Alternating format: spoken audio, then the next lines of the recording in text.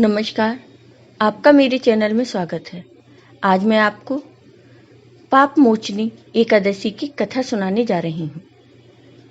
भगवान विष्णु को पालनहार माना गया है।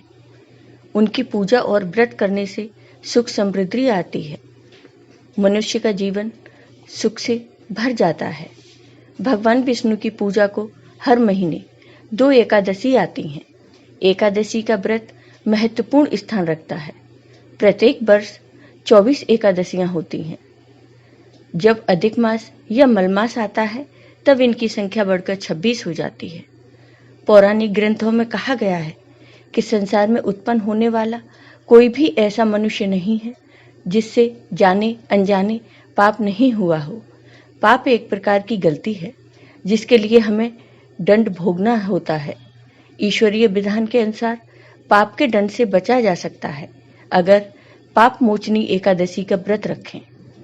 पुराणों के अनुसार चैत्र कृष्ण पक्ष की एकादशी पाप मोचनी है, अर्थात पाप को नष्ट करने वाली।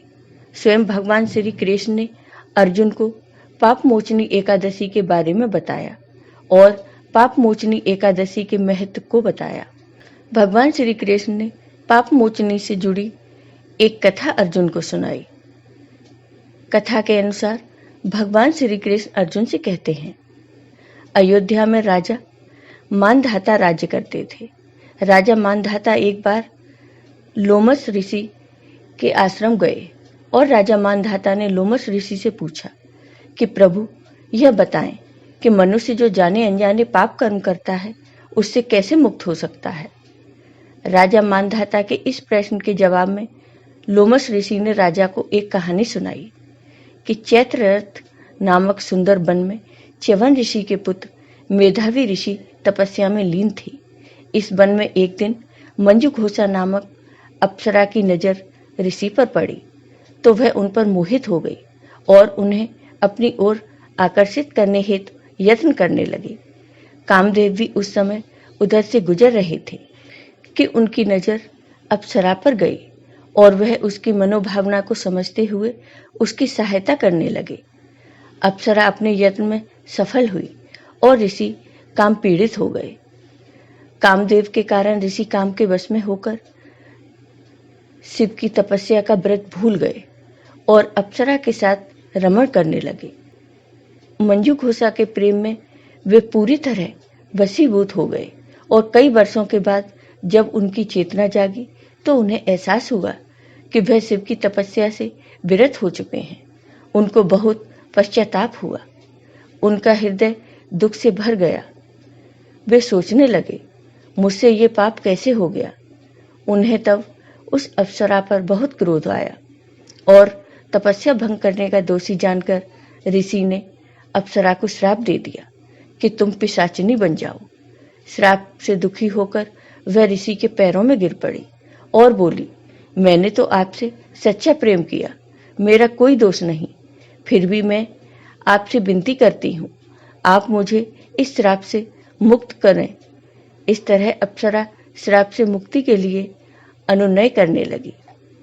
मेधावी ऋषि ने तब उस अप्सरा को विधि सहित चैत्र कृष्ण एकादशी का व्रत करने के लिए कहा। भोग में निमग्न रहने के कारण ऋषि का तेज भी लोप हो गया था, अतः ऋषि ने भी इस एकादशी का व्रत किया। व्रत करने से भगवान विष्णु की उन पर कृपा होती है और ऋषि का पाप नष्ट हो जाता है। चैत्र मास के कृष्ण पक्ष की एकादशी को मंजुघोषा ने पाप मोचनी एकादशी का व्रत रखा। व्रत के सभी नियमों का पालन किया और भगवान विष्णु की विधि पूर्वक पूजा की। इस व्रत के प्रभाव से उसके सभी पाप नष्ट हो गए। वह पिशाच योनि से मुक्त हो गई। इसके बाद वह अप्सरा स्वर्गलोक चली गई। इस व्रत के विषय में भविष्योत्तर पुराण में विस्तार से वर्णन किया गया है। इस व्रत में भगवान विष्णु के चतुर्भुज रूप की पूजा की जाती है।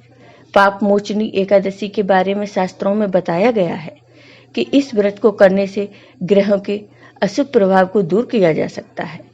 व्रती 10वीं तिथि को एक बार सात्विक भोजन करे और मन से भोग विलास की भावना को निकालकर हरि में मन को लगाए। एकादशी के दिन सूर्योदय काल में स्नान करके व्रत का संकल्प करें। संकल्प के उपरांत षोडशोपचार सहित श्री विष्णु की पूजा करें।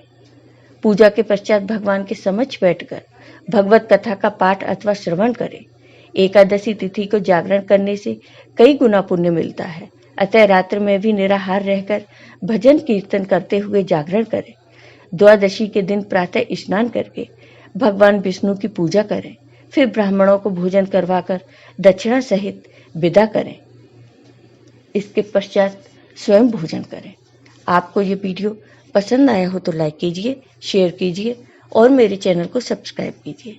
साथ ही बेल आइकॉन पर क्लिक जरूर कीजिए, जिससे हमारे वीडियो के नोटिफिकेशन आपको मिलते रहें। धन्यवाद।